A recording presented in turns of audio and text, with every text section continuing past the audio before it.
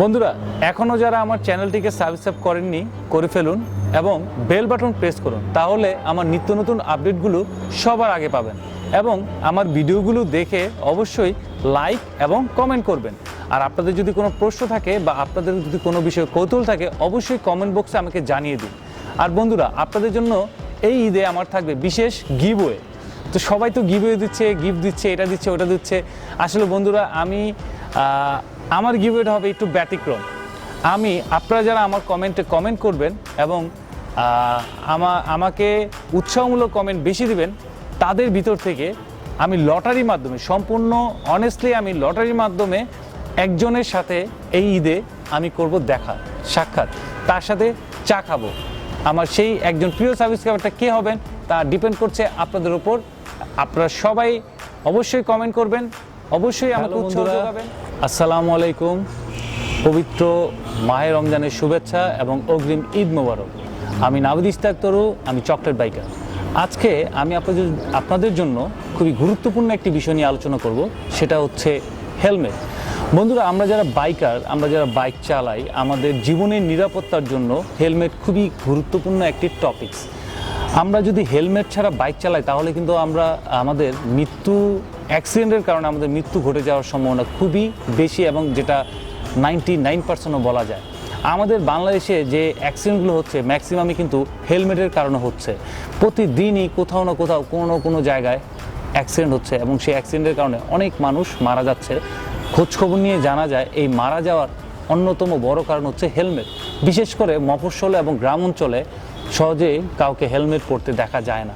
বাড়ির পাশে বাজারে যাচ্ছে, এই তো সামনে বাজার, নানা উচিলায় তারা হেলমেট পরছে না এবং তারা দুর্ঘটনার শিকার হয়ে কিন্তু মৃত্যুর মতো বড় বড় বিপদের সম্মুখীন হচ্ছে, যেটার কারণে তার পরিবার এবং পরিজনদেরও অনেক দুর্ভোগ পোহাতে হচ্ছে।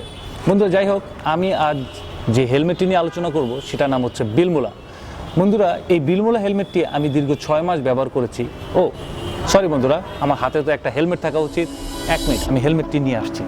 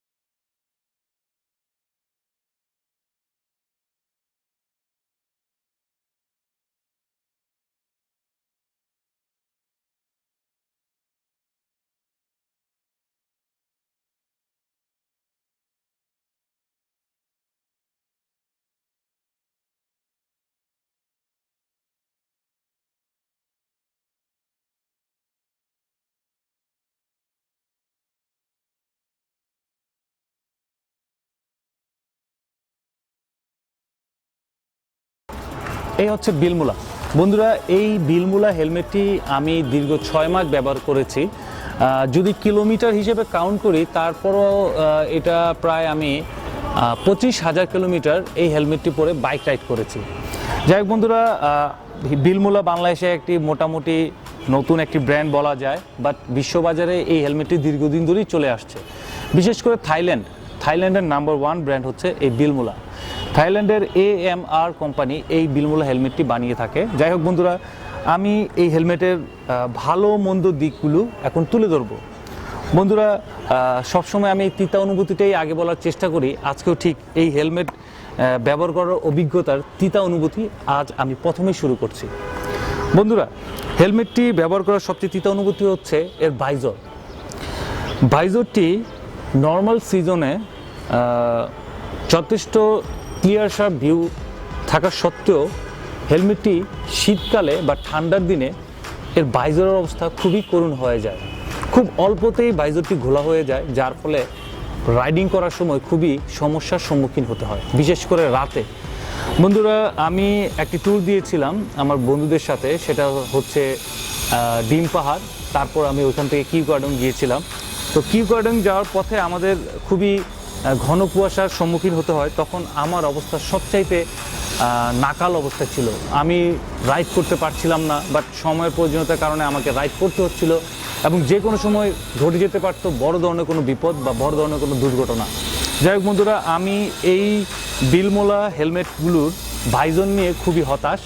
আশা করছি বিলমোলা কোম্পানি আগামীতে বিলমোলা হেলমেট এর জন্য এন্টিফগ ভাইজর ইনস্টল করার সুযোগ নিয়ে আসবে। যাই হোক বন্ধুরা, আমি আশাবাদী বিলমোলা কোম্পানি তারা এন্টিফগ ভাইজর নিয়ে আসবে বাজারে, এবং তখন হয়তোবা আমরা আমার এই তিতা অনুভূতি থেকে আমি রেহাই পাবো।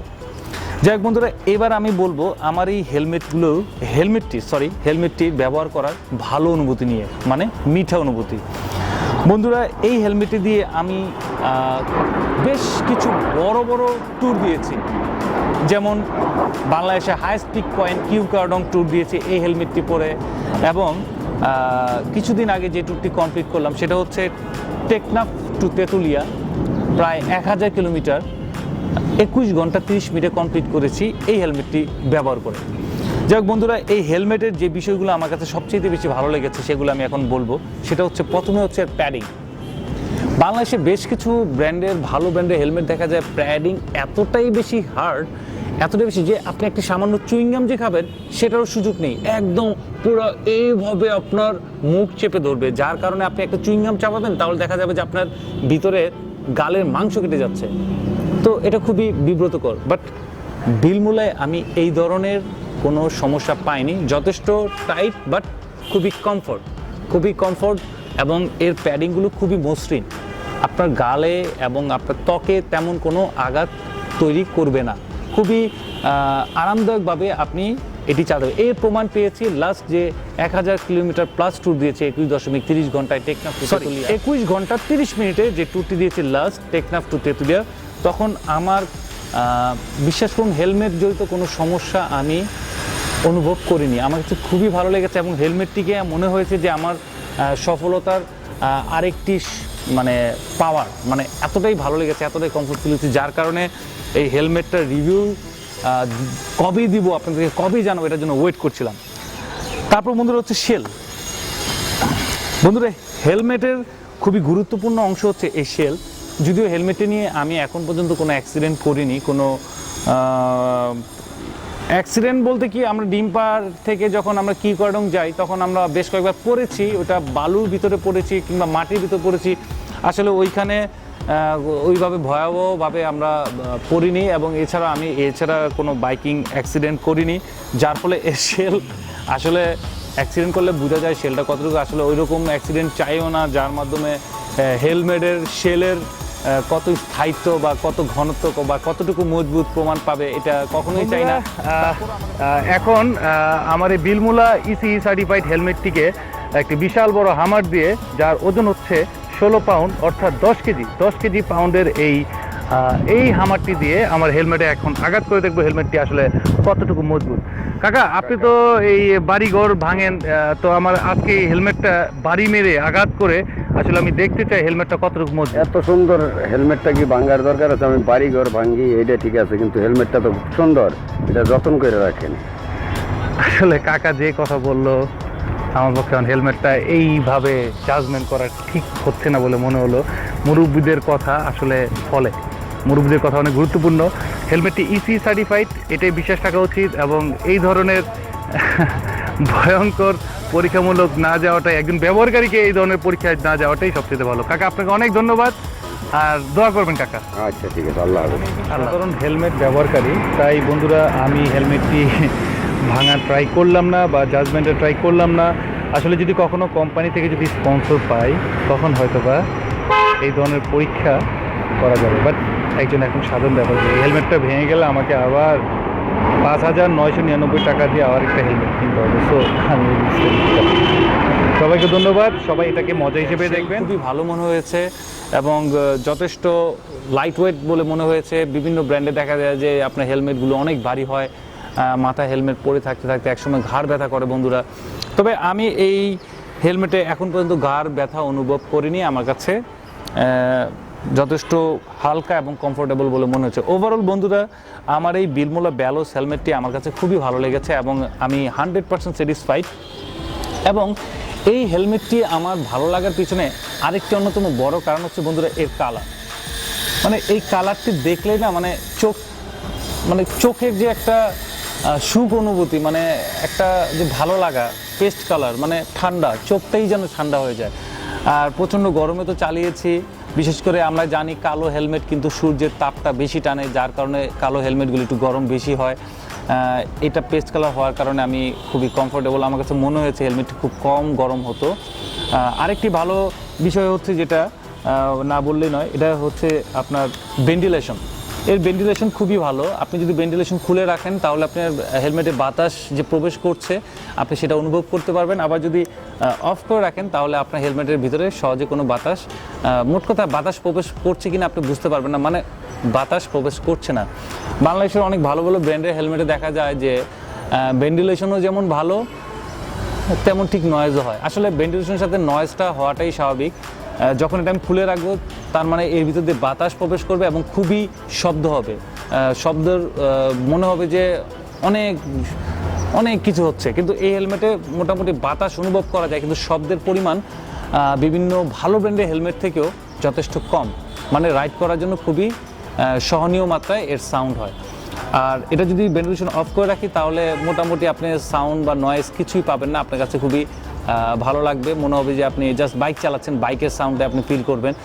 আর একটা বিষয় তো অবশ্যই আপনাদের জানা উচিত বা বোঝা উচিত, আপনি যখন 100+ কিলোমিটার বেগে বাইক চালাবেন তখন তো আপনি স্বাভাবিক আপনার বাতাসের নয়েজ, আপনি যে হেলমেটটাই পরুন না কেন আপনি বাতাসের নয়েজটা বেশি অনুভব করবেন বা বেশি শ্রবণ করবেন, এটা খুব সহজ একটা বিষয়। যাই হোক বন্ধুরা, ওভারঅল আমি আপনাদেরকে সংক্ষেপে বাইক নিয়ে রিভিউ করতে করতে বাইক মুখে চলে আসে। আসলে এই হেলমেটটি আমি আপনাদেরকে আশা করছি যে আমি আপনাদেরকে বুঝাতে পেরেছি আমার অনুভূতিটুকু। আমি হ্যাপি এই ধরনের একটি ভালো হেলমেট ব্যবহার করতে পেরে। আশা করছি বাংলাদেশে বিলমোলার মতো আরও ভালো ভালো ব্র্যান্ড আসবে। তবে এই মুহূর্তে বাংলাদেশের বাজারে বিলমোলার মতো আরও কয়েকটি ভালো ব্র্যান্ড রয়েছে, যেমন MT, LS2, আমার একটি LS2 মেট্রো হেলমেট